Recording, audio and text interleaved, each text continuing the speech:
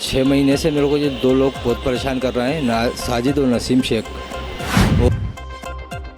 शिवराज सिंह चौहान जी ने हमें वादा किया था कि हर गरीब इंसान, हर गरीब लड़की पढ़ेगी, लेकिन यहाँ मुझे ऐसा कुछ भी नहीं दिख रहा है कि कोई इंसान पढ़ पा रहा है। काट दिए थे, उस पे दूसरे ने कब्जा कर लिया सर। अब वहाँ जाते हैं तो मानने और दौड़ते हैं सर, नहीं तो। मोहम्मद सरवर है। 6 महीने से मेरे को ये दो लोग बहुत परेशान कर रहे हैं, साजिद और नसीम शेख, और मेरे को जान से मारने की धमकी देते हैं। और मेरे परिवार के साथ में आता जाता हूँ तो जब भी ये लोग रोक कर मेरे को छुरी तलवारों से डराया करते हैं। कहते हैं ना तो भोपाल में काम करने देंगे ना रहने देंगे ये लोग। और जावेद बेग साहब के पास जब मैं आवेदन लेकर या शिकायत लेकर गया तो उन्होंने और मेरे ऊपर ही चढ़ाई करी है। ये इन लोगों की सपोर्ट करते हैं जी। मैं MD CMD कलेक्टर सब जगह शिकायत कर चुका हूँ, पर कोई कार्रवाई कानूनी नहीं हो पाई इनका, सिवाय मेरे FIR के अलावा कुछ नहीं हुआ इनका। अभी कोई निराकरण निकला नहीं उसका। नहीं, उस पर भी कोई कार्रवाई नहीं हुई। साजिद और नसीम शेख जी, वो भी MPV में काम करते हैं जी। 16 जोन जी, गौतम नगर PIG लाइनमैन का काम करते हैं। तो जान से मारने की धमकी देते हैं, जो हमारे हिसाब से काम करेगा नहीं तो भोपाल में रहने दे देंगे।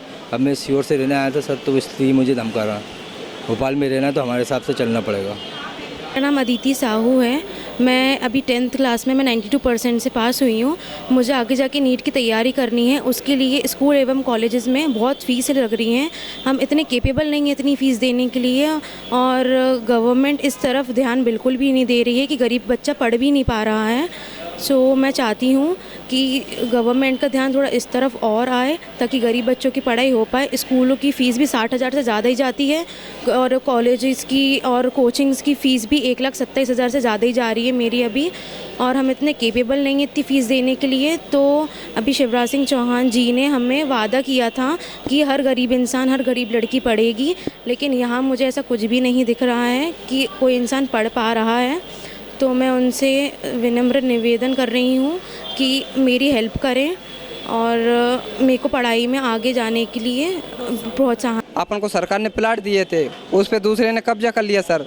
अब वहाँ जाते हैं तो मानने और दौड़ते हैं सर, नहीं तो प्लाट देते हैं ना वहाँ आप मान देते हैं।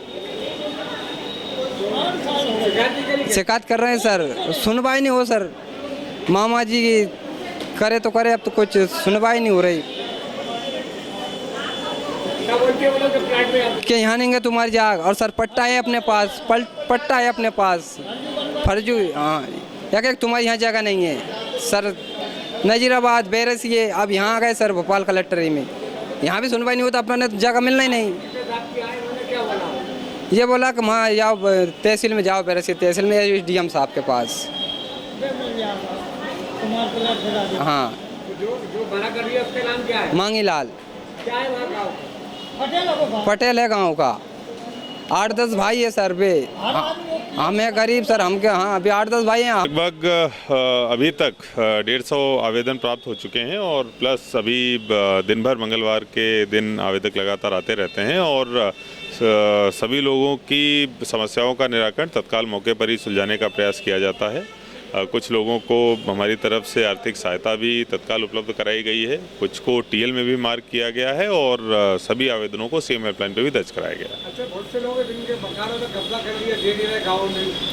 देखिए, मकानों पे कब्जे जैसे अगर कोई विवाद आते हैं तो निश्चित रूप से कहीं न कहीं सिविल का मैटर इन्वॉल्व रहता है, तो सिविल कोर्ट में भी वो प्रकरण चल रहे होते हैं, और इसलिए हमको वो भी चीज़ ध्यान में रखनी पड़ती है कि सिविल कोर्ट की तरफ से उस पर क्या कार्रवाई हुई है, क्योंकि रेवेन्यू कोर्ट की अधिकारिता जनरली उस पर नहीं होती, लेकिन फिर भी हमारे द्वारा दोनों पक्षों को बैठाकर निराकरण का प्रयास किया जाता है। अगर ऐसे कोई भी आपके द्वारा केस बताए जाएंगे, आवेदन कोई आवेदक आते हैं, तो हम लोगों के द्वारा कार्रवाई करी जाएगी। सर, एक बच्ची का मामला है, छोटी बच्ची का मामला आया है आज आपके। देखिए, जी हाँ, बच्ची अभी भी है। हम लोग इसको वन स्टॉप सेंटर के माध्यम से उसके परिवार वालों को भी बुलाकर अभी हम लोगों ने यहाँ पर बातचीत करी है, एक्चुअली उसके माता और पिता के बीच में कुछ झगड़ा है, 498 का केस है और कुछ अन्य पारिवारिक विवाद है जो हम लोग सुलझाने की कोशिश कर रहे हैं और मध्यस्थता करने की कोशिश कर रहे हैं।